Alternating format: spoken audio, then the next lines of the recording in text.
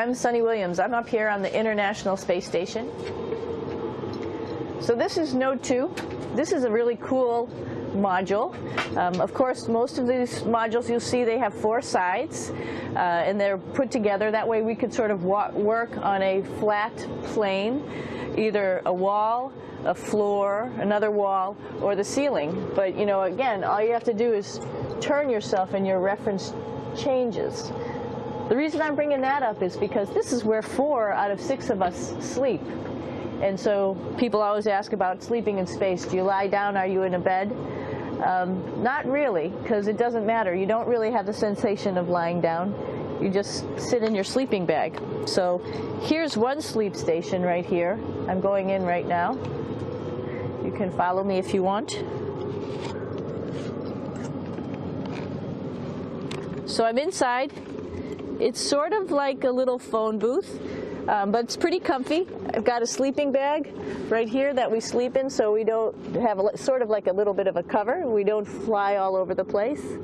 But you know, you can sleep in any orientation. I have it sleeping, feeling like I'm standing up right now, but like you saw, I'm on the floor. But it doesn't matter if I turn over and I sleep upside down. I can't have it. I don't have any sensation in my head that tells me that I'm upside down, so it really doesn't matter. The sleep station is also like a little office. We've got a computer in here. As you can see, we've got a couple little toys. I've got some books. I've got some clothes and other things that make it sort of like home. I'm coming out. And just for reference, that's one sleep station. This one's another. Right here. There's one on the ceiling, if you want to call it. Right here. And then there's a 4th on the other wall over here. So all of us sleep in a little bit of a circle. All right, come on back. There's more to show you. I know that there's some questions about how to use the bathroom and how do you actually live in space like normal, like at home. I mentioned real quickly about getting up in the morning and brushing your teeth and washing your face. Well, how do you do that? Well, here is the bathroom, essentially. You get up in the morning, and we have a little kit, and it has all the essential things that you need, like your toothbrush and toothpaste and brush. See how much better the brush makes my hair look? I'm just joking. It still stands up straight. It doesn't matter where you are. It's always going to stand up straight while you're up in space. A lot of people ask about toothbrush and toothpaste. So, luckily enough, toothpaste, you can do it upside right this way, is sticky, and so it sticks to your toothbrush. No problem. Another cool thing is that water sticks to your toothbrush too. If you can see it, I'll have some water come out. And water is pretty neat up in space. It'll stick to your toothbrush, and it will make a big bubble. And that's just by surface tension. And then you can drink it. So a lot of people ask about what do you do with the toothpaste after you brush your teeth.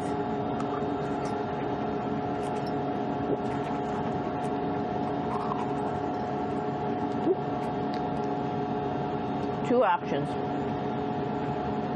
Swallow it, and it's sort of like mouthwash, but it tastes a little gross. Or you can just spit it out in a paper towel, and then you don't have to worry about it. Swallowing thing I wouldn't recommend at home. I'm only up here for 4 months, so it's not that bad.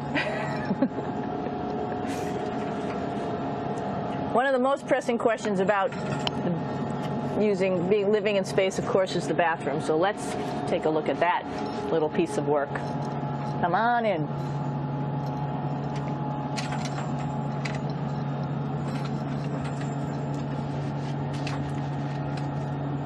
Here we are at the throne.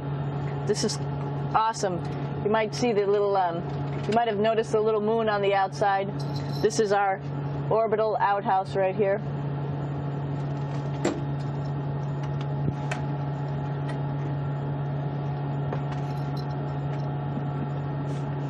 And of course, it serves for two functions. Number 2, right here. I'll show you.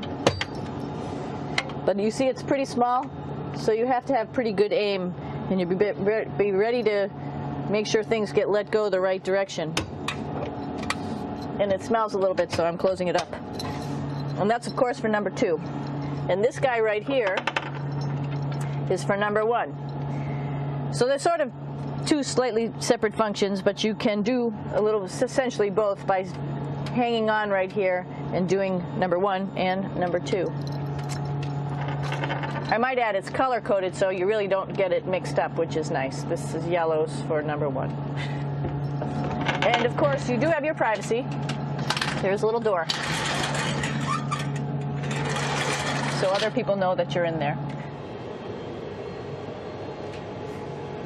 Here's a pretty cool place. This is sort of like in your house where everybody meets in the morning.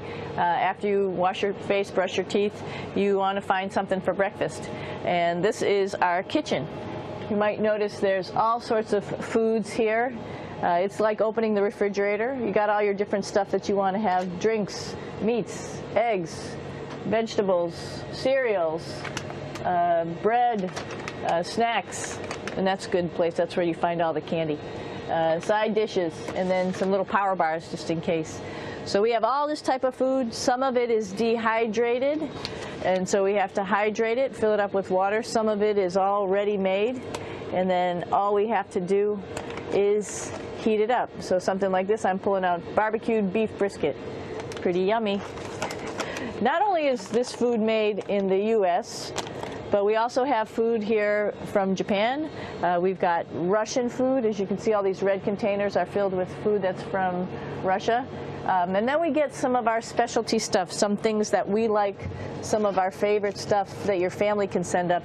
In fact, I like fluffernutters, and so I got sent up some fluff so I could make my fluffernutter with peanut butter. So you have a lot of food up here, no problem. Right behind me is actually the hatch that you go out into space. And right now we have it filled up with a couple other spacesuits because we've got 4 of them up here and some of our tools. But right behind here is the hatch in which you actually go right outside into the vacuum of space. The spacesuit is pretty big, as you can see. It's like being a football player. Part of the reason it's so big and bulky is because of this backside, this backpack. It's like going on a hike with a backpack, but the backpack and the suit weighs about 300 pounds.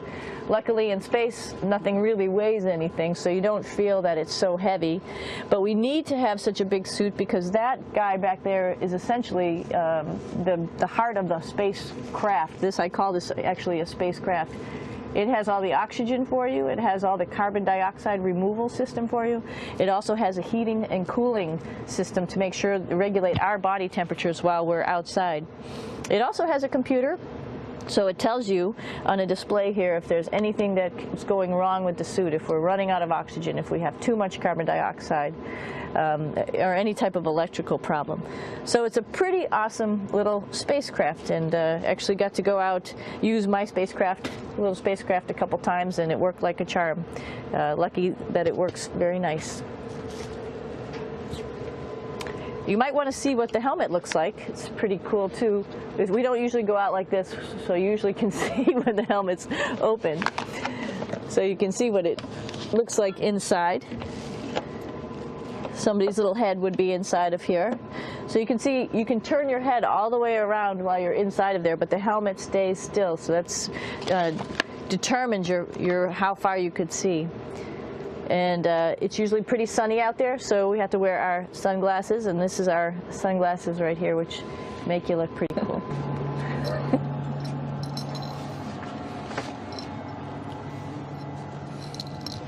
It's like a glass-bottom boat. This is the cupola. It sticks down below the space station. It's one of those places you find yourself hanging out in all the time because all you want to do is look back at our planet. I think some questions I had were about what do you do in your free time? And you can't help but want to just come to the cupola and look outside as much as you can. And a lot of folks, I play this game with myself about where we're flying over the Earth. Try to come in here and just guess. After being here for a little while, you can sort of figure it out. You can tell different cloud types over different continents. You can tell different soil types over different continents. So let's see. And then, of course, there's a lot of ocean. So usually we're over the ocean at first glance. I will tell you in just a moment where we are.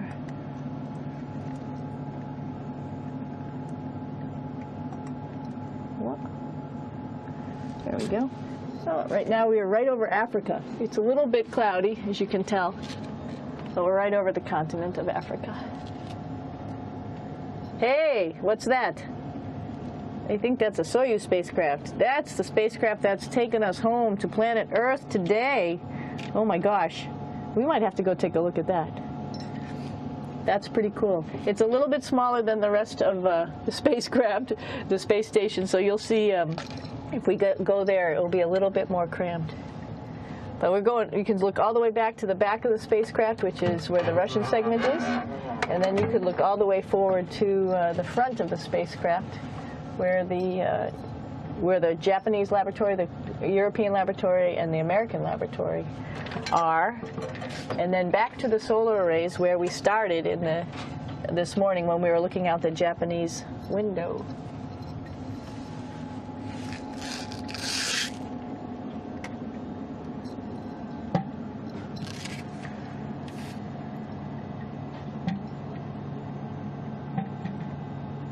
So other questions that were here are, what would you recommend as a job, and to what type of person would want to be an astronaut?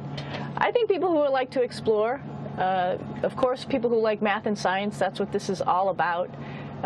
We have people in the office who are doctors, teachers, veterinarians, engineers, pilots, so all sorts of people become astronauts, and I think if you see it's just sort of cool, so I think people who like to do a little adventure and like to do cool stuff probably usually become astronauts.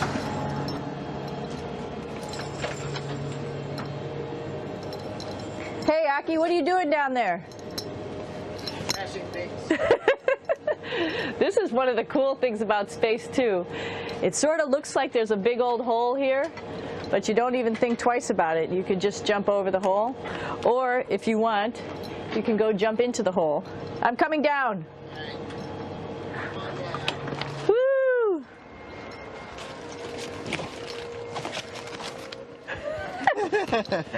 Then you can come right back up again, like Superman. Woo!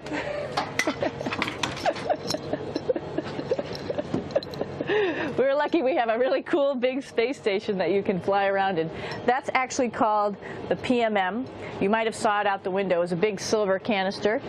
What's really great about that is it's essentially our closet in our pantry or whatever you want to call it. We have extra food down there. We have extra clothes. We actually throw the trash out down there. So it's nice and organized, and we have all of our stuff that we need while we're working in all these other modules all stowed in this location down here. And it's a lot of fun to play in the heart of the space station, really. This is the service module. This is the central post. In case we had any problems, I know a couple of the questions were about what type of things do you have to worry about. And some of the things we have to worry about in space are fire. If we had a fire, if we had a depressurization, like we were hit by a micrometeorite and it made a hole, or if we had some type of toxic atmosphere. We use ammonia for our radiator, so there is a possibility that ammonia could come into the vehicle, and then it would be bad for all of us. If we have any of those problems, we come right here, which we call the central post. It is the main heart of the space station. It was also the first computers that came up here that ran the space station. And so behind this wall right here are these main computers. So we gather here as a group of 3 or 6 and then figure out how we're going to either fight the fire, patch the hole, or solve the toxic spill. And what's cool about this module, of course, it's the central post. It also has great windows right down toward Earth. It has controls to fly in visiting spacecraft if they need some assistance right here. It has Russian computers as well as American computers to help us control anything we need to on the space station. Coming down.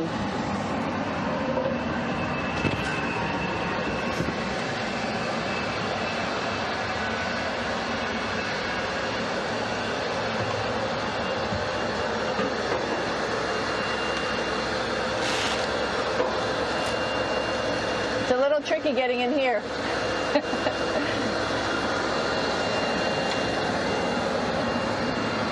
This is the docking probe right here, this big thing.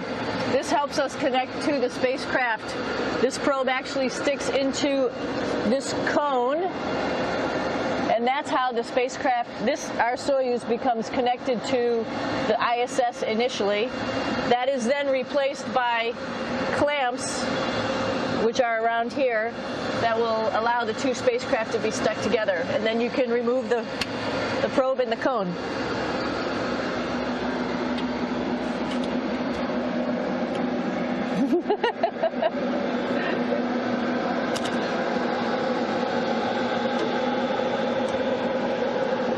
You okay? All right, so here we are in the Soyuz. This is what we call the BEO, the living compartment, bytovой отсек in Russian. It also has a little bathroom. It's not as good as the other bathrooms, so we try not to use it too much. It has drinking water in it if we need something to drink. And then, of course, it's filled up with a lot of cargo for us. Bringing up and also bringing back down. It has a second purpose when it comes back to Earth. It serves as a garbage container. During the descent, we'll get rid of this area right here, and everything that's in it will just burn up as it's coming into the atmosphere, so that way we can get rid of a little bit of trash. But the main area where we were on launch and where we're going to be on descent is down here, because we're not part of the trash. So we're in a safe place. So we're in the descent module, SA. It's a little small, but you can get in.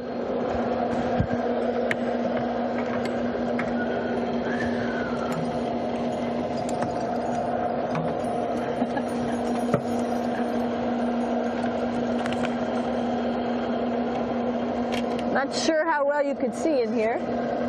Hold on for a second. I'm going to turn it up this way, just so you could see the hatch and you could see Kevin.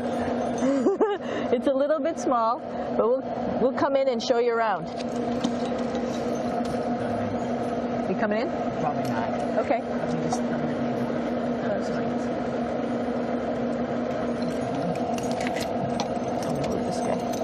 Got to move a couple things. We were just starting to get ready. We're preparing a couple days ago for our ride home. It's a little bit squishy, but everybody asks, how do you sit in the Soyuz? And you sort of sit in your seat like this. The seat is molded to your body, and so you can just sort of squish in here and be pretty relaxed. Everybody has a handmade seat for them. And then, of course, there's a control panel, and that's where we do most of our actions and work right here. There's hand controllers, which you can fly the vehicle with, and there's a stick right here, primarily used for communications when we're trying to talk to the ground. So 3 of us fit in here. Like I said, it's a little squishy, but somehow it seems like we all managed to get in here and fit pretty well, and it's a pretty safe ride home. You're probably wondering, what's all this junk behind us? Well, it's all of our parachute, first of all, and then it's all of our survival gear, just in case we end up landing in some strange place on the planet and nobody's there to rescue us right away. We have all sorts of survival gear with us, keeping us safe in here. So they've pretty much thought of everything. And